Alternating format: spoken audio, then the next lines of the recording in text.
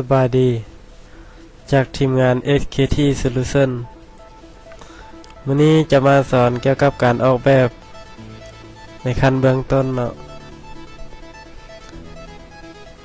ภาพที่เราจะออกแบบในมื้อนี้ก็คือภาพที่อยู่ในหน้าจอตัวนี้เนาะให้ทุกคนสังเกตวิธีการเฮ็ดและก็ขั้นตอนต่างๆของมันก่อนอื่นหมดเราต้องไปสร้างหน้าเจียใหม่ขึ้นก่อนเข้าไปที่ไฟล์ New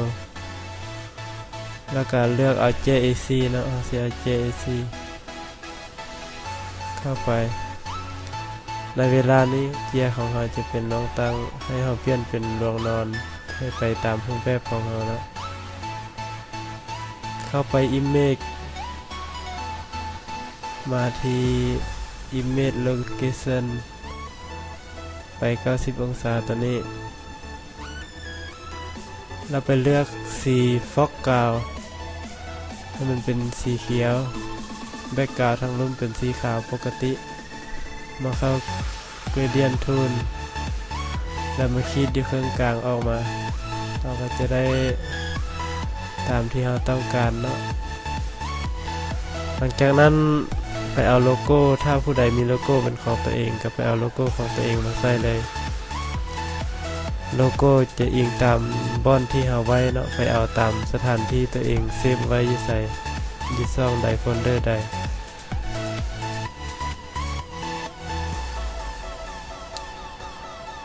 เห็นโลโก้แล้วดับเบิลคลิกเข้ามา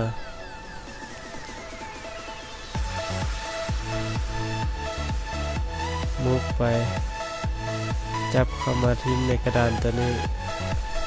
สำหรับตัวนี้ลบออกก็ได้เนาะเราจับไปใส่แล้วหลังจากนั้นให้กด Ctrl T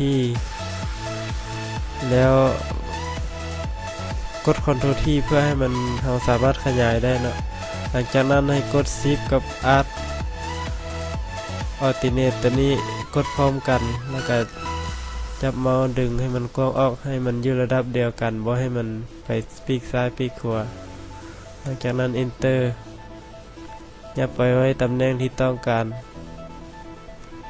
เขียนหนังสือเนาะเข้ามาบนตัวที่ใหญ่นี้เข้ามาเลือกเอาที่ตัวถึงสุดเลยเนาะเข้าไปเลือกฟอนต์ที่ต้องการวันนี้เราสิเอาฟอนต์ลาวใหม่เนาะ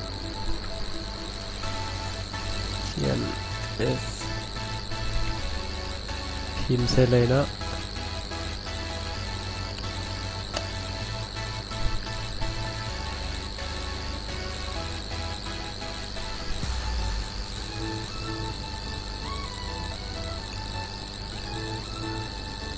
หลังจากนั้นมาเซฟเครื่องหมายมุก Ctrl T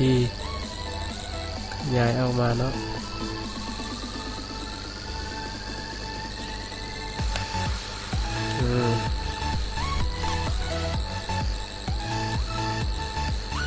หลังจากนั้นไปเอารูปที่ต้องการมาใส่เนาะรูปนี้สามารถไปเอาอยู่ตำแหน่งที่เราไว้อยู่ใส่ก็ไปเอาตามนั้นโอเคเห็นแล้วเนาะภาพนี้มาวางอย่างนี้ Ctrl T ขยายมันออกมา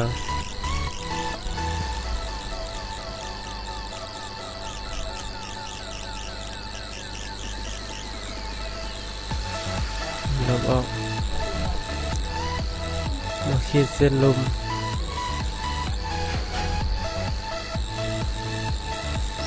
นี่เอาใส่สีอย่างก็ได้เนาะแบบเดิมมันเป็นสีค่อนข้างออกเหลืองหน่อยนึงเนาะ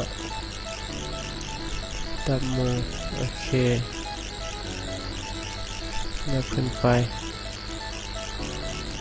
หลังจากนั้นไปเอาโลโก้ Facebook อยู่นี่เนาะดึงเข้ามา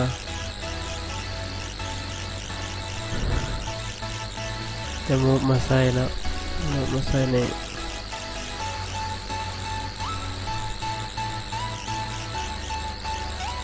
บอกเลยโอเค ขียนหนังสือเข้ามา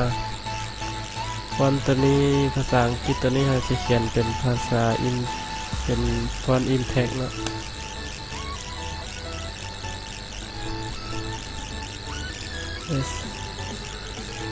SKT Solution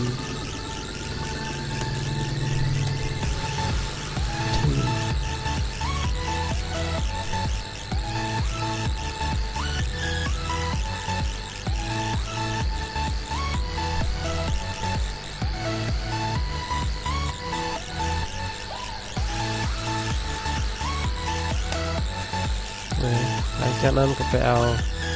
โลโก้ของ WhatsApp เข้ามา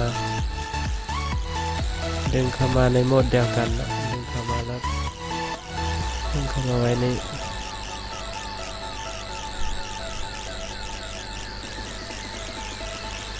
ต่อไปใส่เบอร์มาใส่ตัวที่คือก่อนเนาะ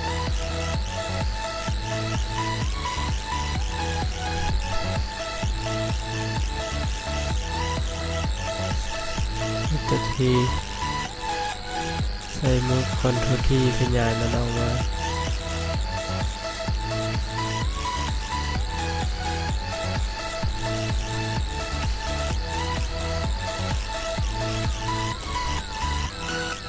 จากนั้นก็เซฟแอดเราจะเซฟมาไว้ใน Document เนาะเป็น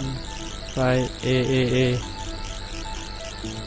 เซฟเป็นไฟล์ JPEG เซฟจากนั้นเราจะไปกดเบิ่งเนาะว่ามันได้ตามรูปแบบที่เราต้องการหรือบ่เอามา Document ฟอนต์ AA หลังจากนั้นมันก็จะได้รูปภาพตามเราต้องการหรือตามต้นฉบับของเราเนาะสำหรับการแนะนำการออกแบบดีไซน์ในมื้อนี้ก็จะเพียงซ้ำนี้เนาะถ้าท่านใดสนใจอยาก